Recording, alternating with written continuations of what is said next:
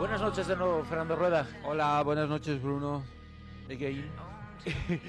No es nada falso, ¿verdad? Decir que uno de los poderes ocultos que ha existido en nuestro país durante el siglo XX y lo que llevamos de XXI, uno de esos grandes poderes ocultos, por lo menos en el segundo tramo, ha sido la CIA norteamericana, los servicios de inteligencia. No es una fantasía, es una por suerte o por desgracia una realidad. Es una completa realidad. Y además, aunque voy a establecer un par de etapas para que nuestros oyentes entiendan que hay pequeñas diferencias, en realidad la CIA, desde que acabó la Segunda Guerra Mundial hasta ahora, ha tenido una presencia tremenda en España. Y ha hecho, como decía al principio, en España la ha convertido en su garito, ¿no? Hay una anécdota, perdona Fernando, antes de que sigas, hay una anécdota que a mí me dejó muy marcado y además la decía, igual lo recuerdas, un alto mando militar español que en la época del franquismo, en la época anterior a la transición, en la que se estaban empezando a mover cosas, viajó a los Estados Unidos porque le habían mandado allí y fue a unas oficinas en el Pentágono relacionadas con los militares norteamericanos, también con los servicios de inteligencia y le explicaron un mapa del mundo delante, un mapa mundi, y le preguntaron, ¿usted qué ve en el centro? Y efectivamente en el centro del mapa mundi está nuestro país, está España. Y dice, pues por eso está usted aquí. Y por eso nos interesa tanto lo que ocurre en su país. Y se lo decían en Washington, ¿no? Efectivamente, esa es una anécdota real. Lo que hay que recordar es que la geoestrategia permite hacer ese mismo mapa colocando en el centro aquello que tú quieras, Claro. ¿no? Es decir, que era la manipulación que le habían hecho para demostrarle la importancia que tenía España, ¿no? Pero déjame que empiece marcando un hito. El primer hito es que Alfonso Guerra se va de la política y a raíz de eso nos ha venido el recuerdo de que hubo un gran cambio en el año 1984 protagonizado a raíz de que Alfonso Guerra era vicepresidente del gobierno y que ocurrió la llamada Operación Gino. En aquel año, el grupo operativo del servicio secreto, que estaba comandando por Juan Alberto Perote, había fichado a un agente que se llamaba Jesús R., que había sido partícipe de la seguridad de la Moncloa. Bueno, pues este agente operativo se le acercó Gino, un agente de la CIA, Gino Rossi, y le empezó a intentar seducir, ¿no? A intentar seducir para que colaborara con la CIA y etcétera, etcétera. Bueno, este habló con su jefe y el jefe le dijo, tú déjate querer, déjate querer.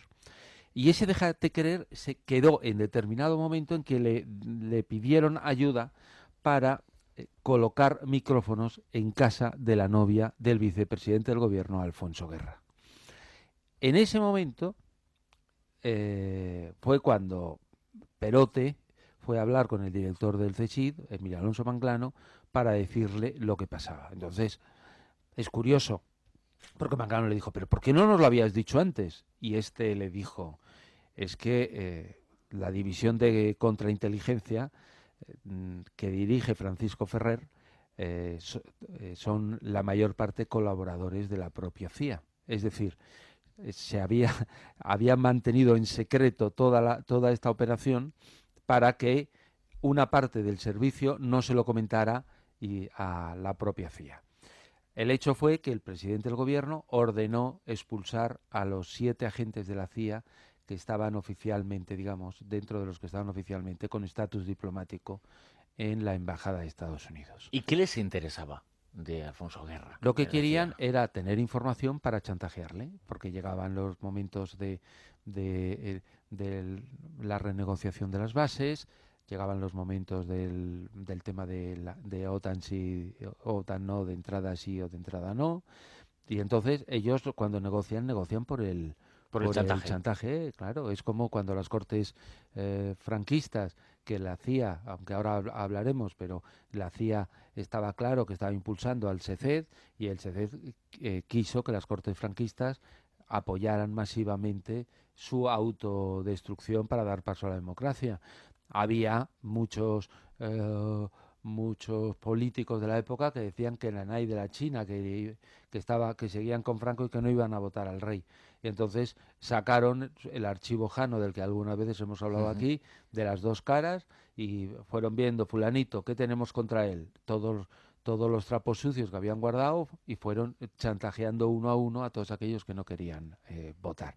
Pero el hecho es que durante toda esa etapa de Franco, la CIA actúa bien, después de la Segunda Guerra Mundial, y ya llegan para quedarse. En España, mm, pasados ya unos cuantos años, aquí se contaban por decenas y decenas los agentes del Servicio Secreto Americano, y ya poco antes de morir Franco ya se daban un número cercano a los 1.500 colaboradores, que aparece como un dato que puede parecer una enormidad, pero lo único que refleja es que se infiltraron ya en aquellos años, se infiltraron en la universidad, en las empresas, y lo que es peor, en el ejército, en el servicio En secreto, los ¿no? órganos de poder.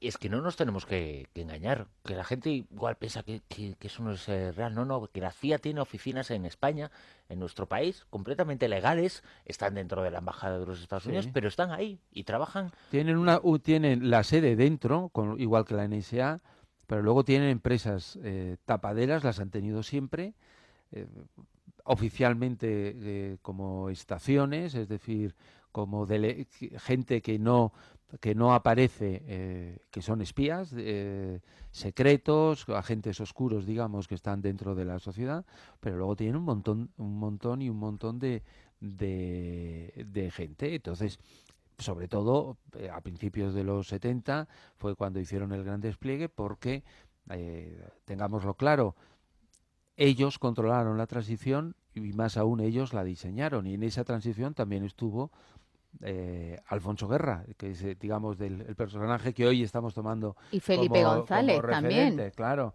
porque tenían muy claro los americanos que para Europa en aquellos años lo que querían eran partidos socialistas, pero no partidos comunistas. Y el Partido Socialista, que había estado en la oposición, el de Nicolás Redondo y tal, Que era una izquierda controlable. sí, pero yo recuerdo en aquellos años que había una manifestación que decía que el PSOE había estado 40 años de vacaciones, que se decía mucho aquí en la oposición, ¿no? Mientras el PC estuvo dando la cara. Los que estuvo de vacaciones es que el Partido Socialista, digamos, que dentro de España apenas había existido, ¿no? Sin embargo, ellos lo potenciaron porque lo que querían era que estuviera el PSOE y no estuvieran los comunistas. Pero esto lo hizo el SECED, que fue el que estableció las relaciones con Alfonso Guerra, con Felipe y con montones de líderes socialistas, y al mismo tiempo quienes torpedeaban la posibilidad de que el Partido Comunista estuviera allí. Es decir, CIA, SECED hacían el control, y luego la financiación, que esto también es muy importante, también la hacía, pero no lo hacía directamente, sino que la hacía desde Estados Unidos en todos esos años. Lo que hacía era financiar las fundaciones alemanas, tanto de derechas, la de Smiths como la de Konrad Adenauer, y esas eran las fundaciones que financiaban a los partidos, con lo cual nunca aparecía directamente el dinero de la CIA en estos líderes, ¿no? De hecho, el CSET y gente de la CIA no facilitaron los documentos para que pudiera venir a España Felipe González. Para que pudiera venir a España, no. El SECED fue el que le facilitó los documentos, porque no estaba el Congreso de Suresnes, ellos no podían salir de España, y entonces, claro, bueno, pues necesitaban los pasaportes, y fue el SECED el que se los consiguió. Ahí pasó una anécdota, y es que les dijeron: al volverlos cuando regreséis tenéis que devolverlos. Y los devolvieron todos, menos Felipe González, que se negó en rotundo a devolverlo. Luego también mencionar, en aquella época, para seguir avanzando, que controlaron tanto la transición, que uno de los personajes que molestaba era Carrero Blanco. Y en la muerte de Carrero Blanco tuvo algo que ver la CIA porque tuvo lugar esa muerte a muy poquitos metros de la oficina de la CIA cuando estaba visitando un personaje norteamericano, España, muy importante. Sí, sí. Hubo como un año antes una reunión que cuentan los propios terroristas, que hubo una reunión en Madrid con un personaje siniestro de gabardina y tal, que parece ser que esa persona es la que les da la información de que Carrero Blanco es un objetivo asesinable, porque tiene unos hábitos, tiene unas costumbres, y digamos que no necesitan confirmar la información porque ya le dan esa información confirmada. Las investigaciones señalan que ese personaje que nunca nadie ha llegado a saber quién era, podría ser un agente del PNV, que en aquellos años sabéis que tenía su propio servicio de información. Extraordinariamente relacionado con los servicios de inteligencia norteamericanos. Relacionado con la CIA, con lo cual, ¿cómo pudo hacerlo nuevamente? Porque la CIA en general no aparece, entonces habría sido a través de este agente del PNV. Bueno, porque al final, aunque ellos tengan eso que hemos dicho, decenas de espías, más de 1.500 colaboradores que están situados en todos los ámbitos importantes, al final no podían dar ellos la cara.